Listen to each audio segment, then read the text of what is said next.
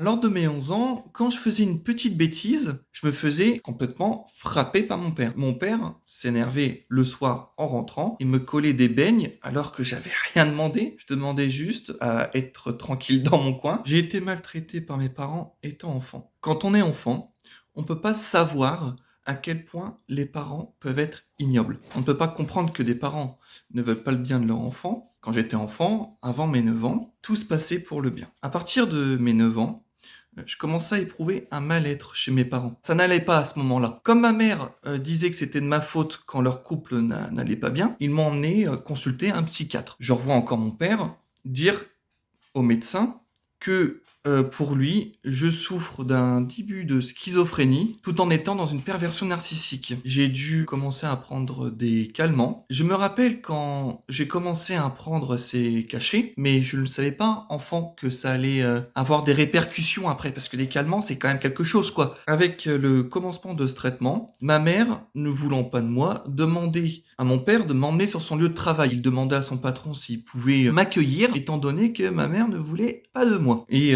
plus le temps passait, plus la vie devenait compliquée. J'étais au CESAD avec des jeunes qui ont du trouble du comportement, puisque j'étais surveillé avec les autres jeunes, lors d'activités culturelles, lors d'activités sportives aussi, puisqu'on faisait beaucoup de choses, et ils essayaient de voir si vraiment j'avais un problème. Mais il n'y a rien, parole d'enfant contre une parole d'adulte, et quand on a 10 ans, on peut pas forcément avoir la parole, quoi. Lors de mes 11 ans, quand je faisais une petite bêtise, je me faisais complètement frapper par mon père, puisque mon père s'énervait le soir en rentrant, il me collait des beignes alors que j'avais rien demandé. Je demandais juste à être tranquille dans mon coin. Comme ça plaisait pas à ma mère que j'étais tranquille, elle prenait des vidéos de moi étant gamin et elle le montrait à mon père le soir pour faire en sorte que je me fasse taper dessus et qu'on dise du coup que c'est moi, que c'est ma faute, je suis tombé en crise, etc. Parce que c'est moi l'aîné. J'étais un enfant surdoué à l'époque pour mon âge. J'étais toujours en avance par rapport aux autres et forcément, ça fait pas bon ami avec les autres. J'ai eu beaucoup de soucis avec les autres parce qu'on était enfants surdoués. Les enfants peuvent pas nous comprendre quand nous on dit des choses qu'ils ne comprennent pas. J'ai toujours eu du mal à maîtriser ça. En CP, j'ai dû être à temps partiel puisque il y a eu un questionnement sur ça si je devais partir en classe d'excellence. Malheureusement, ça s'est pas fait puisque mes parents ont toujours privilégié la psychiatrie que la psychologie parce que pour eux, l'argent, ça vaut plus que tout, ça vaut plus que l'or. En primaire, j'ai dû aller à l'effort des autres. Malheureusement, ça n'a pas toujours marché parce que je m'ennuyais en cours et mes parents ne voulaient pas comprendre ça, ne voulaient pas me faire des tests comme on peut faire à des enfants. Comme ça. On peut pas faire quelque chose si les parents ne sont pas d'accord. J'ai dû m'adapter à l'école comme ça. Avec mes frères et sœurs, on jouait sur le canapé comme tout enfant, on sautait sur le canapé comme tout enfant, on cassait des lattes de canapé, ça arrive à tout le monde, sauf que mes parents nous ont punis, pas de un mois, pas de une semaine non plus, mais de 7 années. 7 ans, c'est énorme. Et pour nous punir, ils nous font asseoir sur des chaises de naissance. À cause de ça, j'ai eu un corset que j'ai dû porter 20 heures par jour. Un corset que je devais garder durant 2 ans et demi, même avec les grosses chaleurs. Et je me rappelle même à 45 degrés dehors, je devais quand même le garder. Après le CESAD, j'intègre l'ITEP en internat complet. Donc ça veut dire que je partais de chez mes parents le lundi matin et revenir le vendredi soir parce que mes parents disaient encore une fois qu'il y a un problème, que ça va pas. Limite, il faut materner tellement qu'ils sont omnibulés par les problèmes psychiatriques. Mais il n'y a pas de documents, il y a rien de tout ça, donc c'est même pas avéré. Mais mon père disait au médecin que c'était avéré, qu'il y a eu des documents qu'il a gardé chez eux et que malheureusement je devais en fait être interné, quoi. C'était limite ce qu'il voulait dire. Donc entendre ses parents dire ça, ça fait quelque chose, quoi. J'ai intégré la 6e dans le même village que l'ITEP, donc en internat complet. À l'école, au début, ça se passait un petit peu mal avec les rapports aux autres, etc. Malgré tout, les résultats scolaires ont toujours été là de toute façon. Et en 4e, comme ils voient que la relation s'est améliorée puisque je suis pas là, donc les parents peuvent pas dire que c'est de ma faute. Ça se passait plutôt bien quand on rentre un week-end de temps en temps, les vacances, tout ça. Donc ce qu'on fait, c'est que j'intègre le collège de ma sœur tout en étant 2 nuits de plus chez mes parents. Ça se passait plutôt bien au début et ça a recommencé puisque ma mère et mon père ont recommencé avec les coups, avec les cris, avec leurs disputes de couple, etc., etc., etc. Et comme par hasard, bah, c'était de ma faute, quoi. Et j'ai jamais eu d'explication de leur part non plus, puisque j'étais un enfant et que j'avais pas le droit de poser des questions et d'y répondre. C'était eux qui me le disaient. C'était une année catastrophique puisque, ma sœur jouait avec ma mère pour, en fait, me faire vivre une catastrophe pour me faire partir. C'est ce qui s'est passé en troisième. J'allais, dans un autre, collège, donc le troisième collège en 4 ans qui, en fait, s'est très, très bien passé. Ça a été ma meilleure année et je suis, du coup, retourné en internat complet du lundi matin au vendredi soir et ça s'est très, très bien passé. J'ai même eu mon brevet. C'était, plutôt positif puisque ils voyaient pas ce qui se passait toujours et puis mes parents ont toujours eu des propos incohérents. Donc ce qui s'est passé, pendant les grandes vacances, j'ai été mis dans une famille d'accueil, première fois que j'étais placé d'ailleurs. C'était une famille d'accueil, qui allait partir à la retraite, mais ça a été complètement catastrophique aussi. À tel point que j'étais enfermé dans la chambre à lire des magazines que le collège de troisième m'a offert parce que j'ai amené à des projets au sein du CDI. J'ai, intégré la seconde générale parce qu'à l'origine, je voulais partir en seconde gestion administration, mais refusé par mes parents qui disaient que la professionnelle n'était pas adaptée pour moi et était un peu comme une classe de sous-doués. Donc du coup, j'intègre la seconde pro, toujours en étant en internat complet et j'intègre, l'hôpital psychiatrique parce que lors d'un week-end, ma mère, comme à son habitude, prend des vidéos, en fait une copie pour mon père qui lui le voit le soir, me tabasse, moi forcément je crie, appelle et je me défends, appelle les pompiers à l'hôpital généraliste, donc en pédiatrie qui disent on sait plus quoi faire, on n'a pas de place pour lui et m'ont mis en psychiatrie. Bon, donc j'ai fait 4 hospitalisations psychiatriques qui en fait a amené à une redirection vers un foyer, de placement judiciaire cette fois-ci. Pourquoi? Parce qu'ils ont conclu que je n'ai pas de problème psychiatrique, mais des problèmes psychologiques et surtout du point affectif. Et ça l'a toujours été. À cause de quoi? À cause de mes parents. Mes parents disaient toujours ce qu'ils voulaient pour avoir de l'argent parce que bah ça rapporte. Entretien d'un enfant atteint d'une pathologie psychiatrique, bah ça rapporte quoi. Donc évidemment qu'ils veulent de l'argent, c'est logique.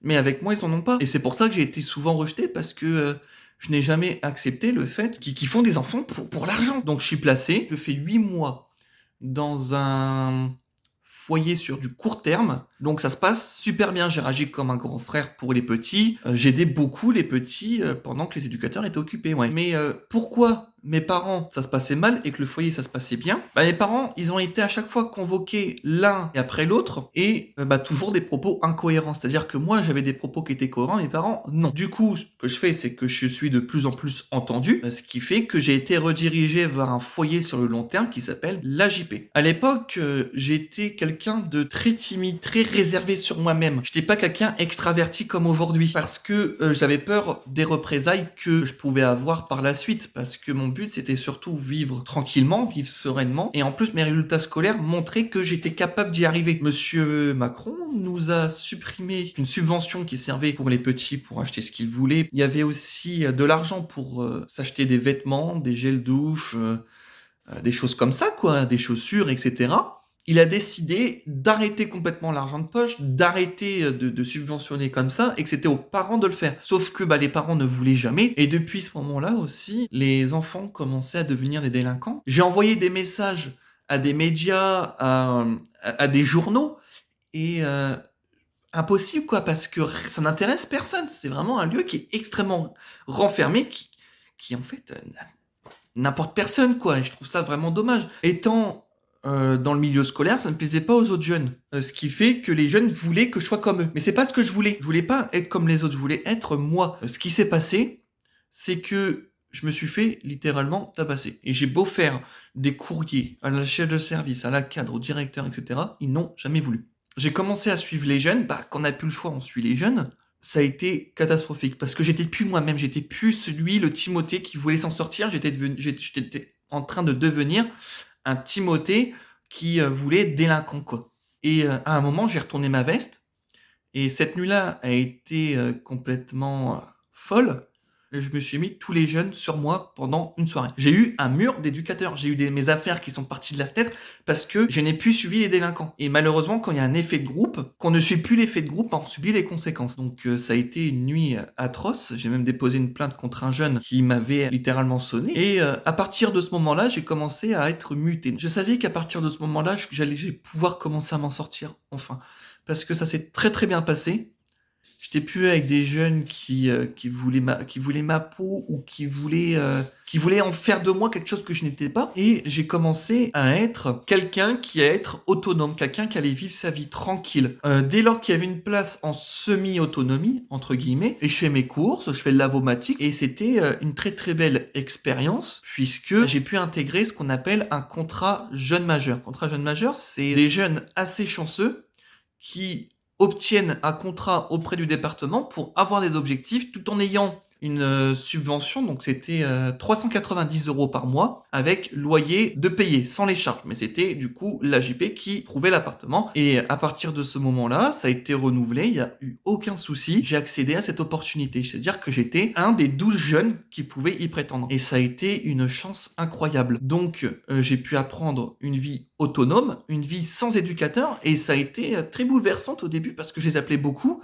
Et j'étais en fait perdu. Les éducateurs ont été quand même assez compétents et ils m'ont guidé durant toute mon approche et j'ai pu avoir assez d'argent pour pouvoir m'en sortir et encore à l'heure d'aujourd'hui.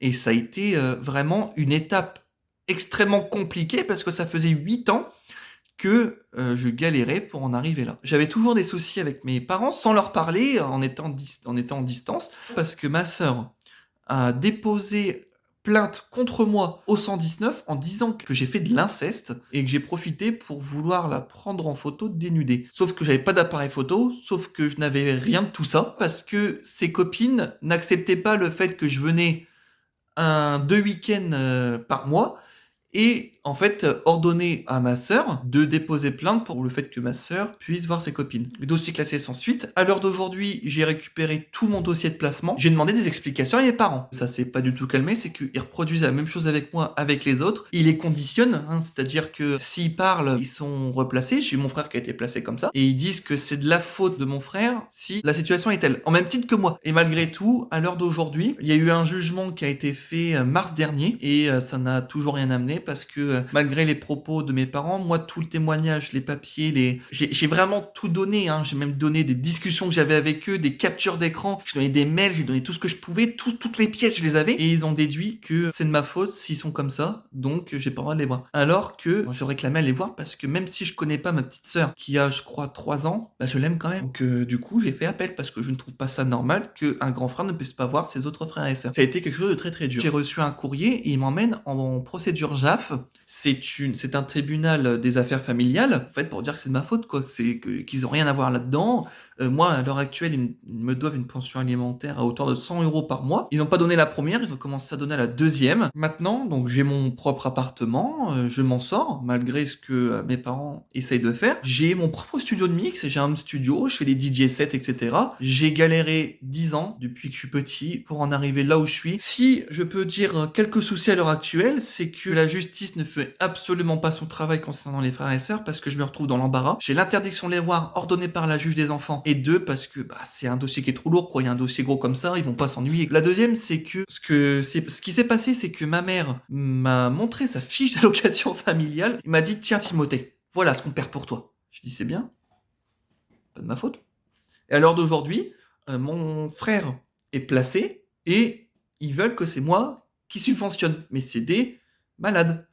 Et moi, ça m'intéresse pas de parler avec des gens qui vont faire que de me régresser. Si vous avez un souci, parlez-en. Restez jamais, jamais seul.